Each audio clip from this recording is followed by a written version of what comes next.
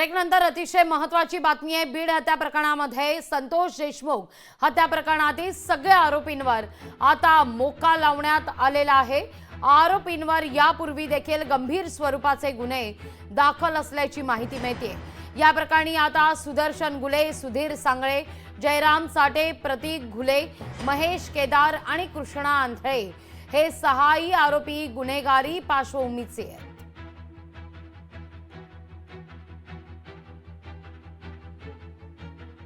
महिनाभरानंतर ही मोठी कारवाई म्हणायला हवी। हत्या प्रकरणी आता संतोष देशमुख यांच्या हत्या प्रकरणी मोका हा लावण्यात आलेला आहे। तर निषेध मोर्चे सुद्धा या सगळ्या मुद्द्यावर आता निघताना दिसत आहेत।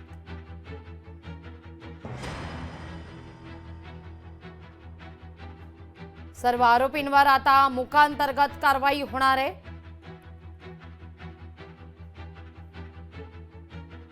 या सगळ्या प्रकरणी विरोधकांनी देखील मोकांतर्गत कारवाई होणार असल्या कारणाने केलेल्या कारवाई संदर्भात समाधान व्यक्त केलेले आहे। या सगळ्याविषयी बोलण्याकरता राष्ट्रवादी काँग्रेसच्या विद्याताई चव्हाण आपल्यासोबत जोडल्या गेलेल्या आहेत। विद्याताई, मोकांतर्गत आता कारवाई होणार आहे बीड प्रकरणी? नाही, झालीच पाहिजे आणि याची मागणी अनेक दिवसापासून चाललेली आहे। अनेक आमदार खासदार याची मागणी करतायत आणि ही हत्या इतकी निगरूनपणे केलेली आहे की ह्याच्यावरती तर खरं तर मला खूप आश्चर्य वाटतं की 25 दिवसापर्यंत आपल्याला गुन्हेगार पकडता आलेले नाही। तुमचं सरकार बसलं, शपथविधी झाला, सगळं झालं आणि तुमच्यावरती राजकीय प्रेशर इतकं होतं की ह्या गुन्हेगारांना वाचवणारे हे राजकारणातले लोक असल्यामुळे यांना पकडलं गेलेलं नाही। पुण्याला या लोकांना पुण्याला सापडलेले आहेत। जर पोलिसांना फ्री हँड दिला असता तर 48 तासात, 25 तासात, 24 तासात गुन्हेगार पकडले असते।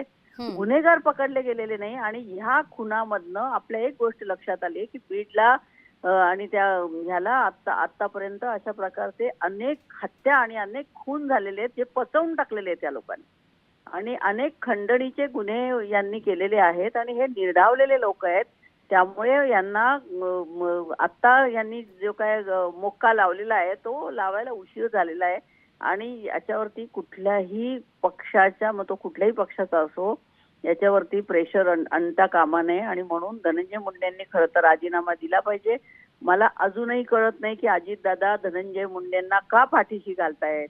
एवढे गुन्हे करणाऱ्या गुन्हेगारांना जर काय पाठीशी घालत असतील आणि याच्यामध्ये धनंजय मुंडेंचे खास माणसं आहेत ते त्यांच्या आशीर्वादाशिवाय होतच नाही ना। सर्वसाधारण मत हे नुसतं मोक्का लावून चालणार नाहीये। धनंजय मुंडेंनी राजीनामा दिला पाहिजे। अगदी धन्यवाद विद्याताई, आमच्याशी संवाद साधला त्याबद्दल। लोकशाही मराठी ऐका, पहा, जागरूक रहा।